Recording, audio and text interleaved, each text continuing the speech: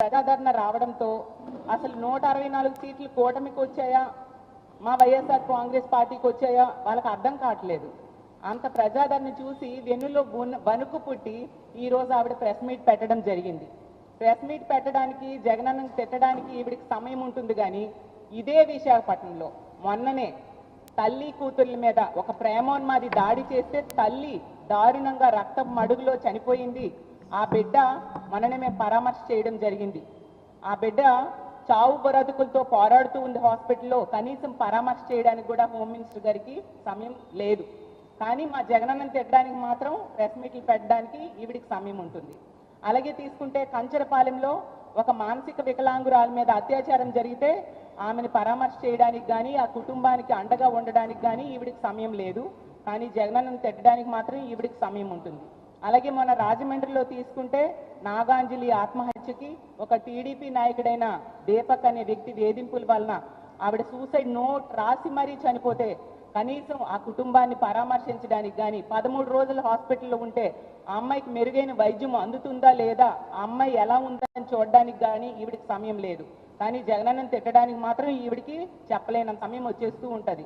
అలాగే ఈ రోజు ఈ రాష్ట్రంలో కూటమి ప్రభుత్వం అధికారం వచ్చాక రోజుకి 70 మంది మీద అత్యాచారాలు, అఘాయిత్యాలు మహిళల మీద, చిన్నారుల మీద జరుగుతూ ఉంటే వాటిని అరికట్టడం చేత కాదు. కానీ జగనన్నను తిట్టడానికి మాత్రం ఈవిడికి సమయం దొరుకుతుంది, తిట్టడానికి టైం కేటాయిస్తారు.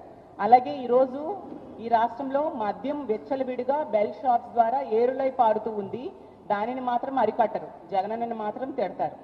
అలాగే ఈరోజు తీసుకుంటే గంజాయి 100 రోజుల్లో గంజాయి అరికడతామని చెప్పి ఈరోజు గంజాయి విచ్చలవిడిగా ఈమె నివాసం ఉంటున్న విశాఖపట్నంలో పెంపకం జరుగుతుంది. గంజాయి రవాణా ఈ విశాఖపట్నం నుంచే జరుగుతుంది. ఆమె నియోజకవర్గమైన పాయకరావుపేట మీదుగానే జరుగుతుంది. దాన్ని అరికట్టడం చేత కాదు. కానీ జగనన్నను తిట్టడానికి మాత్రం హోమ్ మినిస్టర్ గారు ముందుగా వస్తారు. అందుకనే ఆవిడకి హోమ్ మినిస్టర్ పదవి ఇచ్చారు. అందుకే ఆ హోమ్ మినిస్టర్గా ఆవిడ పూర్తిగా విఫలమైందని మరీ చెప్తూ ఉన్నాం. ఆవిడ ఒక పాయకరావుపేట ఎమ్మెల్యే మాత్రమే. అలాగే తీసుకుంటే మా జగన్మోహన్ రెడ్డి గారిని పులివెందుల ఎమ్మెల్యే అంటుంది. ఎంత సంస్కారహీనంగా ఒక మాజీ ముఖ్యమంత్రి గారి గురించి ఆవిడ మాట్లాడుతూ ఉన్నారో అర్థం చేసుకోవచ్చు. జగనన్నకు వస్తున్న ప్రజాదరణ చూసి వారవలేక ఇలాంటి మాటలు ఎన్ని మాట్లాడినా ప్రజలు హర్షించరు హోమ్ మినిస్టర్ గారు అనే విషయం మీరు తెలుసుకోండి అని తెలియజేస్తూ ఉన్నాను. అలాగే జగనన్న అంట క్రిమినల్లా మాట్లాడుతున్నారంట. అసలు మీరు ఏం మాట్లాడుతున్నారు? అసలు పోలీసుల విషయంలో తీసుకుంటే జగన్మోహన్ రెడ్డి గారు పోలీసులు తిట్టారు అనేసి అబాండాలు వేస్తూ ఉన్నారు. ఏ పోలీసులు తిట్టారు? ఏ పోలీసులు తిట్టారు? పచ్చ చొక్కాలు వేసుకున్న పోలీసులు గొడ్డలోడదీసి వాళ్ళకి యూనిఫామ్ తొడుగుతాను అనే ఉద్దేశంతో జగన్మోహన్ రెడ్డి గారు మాట్లాడారు. నిజంగా పోలీసుల్ని కక్షపూరిత రాజకీయాలకి వాడుతున్నారు అనేది నిజమా కాదా? ఎన్ని సందర్భాల్లో మీరు పోలీసుల్ని కక్షపూరిత రాజకీయాలకి వాడారు? తునిలో, తిరుపతిలో, అలాగే తీసుకుంటే తణుకులో, త్రిపురాంతకంలో ప్రతి సందర్భంలో కూడా పోలీసుల్ని కక్షపూరిత రాజకీయాలకి మాత్రమే వాడుతూ ఉన్నారు. ఎక్కడ ప్రజాస్వామ్య పరిరక్షణ కోసం కానీ, ప్రజల రక్షణ కోసం కానీ, మహిళలు, ఆడపిల్లల మాన ప్రాణాలు రక్షించడానికి కానీ మీరు ఎక్కడా ఉపయోగించిన పరిస్థితి క్లియర్గా కనిపిస్తూ ఉంది.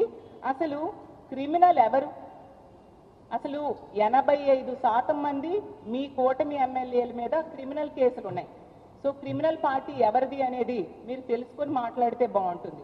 సాక్షాత్తు మీ తెలుగుదేశం పార్టీని స్థాపించిన ఎన్టీ రామారావు గారే క్రిమినల్ అని ఎవరిని అన్నారు? ఏ నాయకుడు క్రిమినల్ నాయకుడు అనేది మీ అందరికీ తెలిసి కూడా ఇలా ప్రజల్ని మభ్య పెట్టడానికి ప్రయత్నించడం ఎంతవరకు సమంజసం హోమ్ మినిస్టర్ గారు అని నేను అడుగుతూ ఉన్నాను. ఈరోజు తీసుకుంటే గతంలో తెలుగుదేశం పార్టీ అధికారంలో ఉండేప్పుడు చాలా ఘోరంగా పోలీసుల్ని కక్షపూరిత రాజకీయాలకు వాడుకున్నారు. ఈ రోజు మళ్ళీ అధికారంలోకి వచ్చా కూడా అదే విధంగా రాజకీయ కక్ష సాధింపులకు వాడుతూ ఉన్నారు తప్ప వాళ్ళని ప్రజల రక్షణ కోసం వాడని పరిస్థితి. అసలు గతంలో పోలీసుల కాళ్ళు విరగొట్టింది ఎవరు? పోలీసుల తాలూకా కళ్ళుకి గాయమయ్యేట్టుగా ప్రవర్తించింది ఎవరు అనేది ఈ రాష్ట్ర ప్రజలందరికీ కూడా క్లియర్గా తెలుసు. అలాగే తీసుకుంటే ఐపీఎస్ అధికారుల్ని పేర్లు పెట్టి తిట్టిన చరిత్ర ఈ రాష్ట్రంలో ఎవరికైనా ఉందంటే అది మీ నాయకులకే. లోకేష్ గారైనా చంద్రబాబు నాయుడు గారైనా ఏ విధంగా గతంలో పోలీస్ అధికారులను తిట్టారో 5 సంవత్సరాల్లో మన పైన అనేక కేసులు పెట్టింది ప్రభుత్వం. నా పైన కూడా 22 కేసులు పెట్టారండి. ఎస్సీ ఎస్టీ కేసు ఉంది, అటెంప్ట్ మర్డర్ కేసు ఉంది. కానీ ఆనాడే జగన్ చెప్పా, నేను తగ్గేదే లేదు.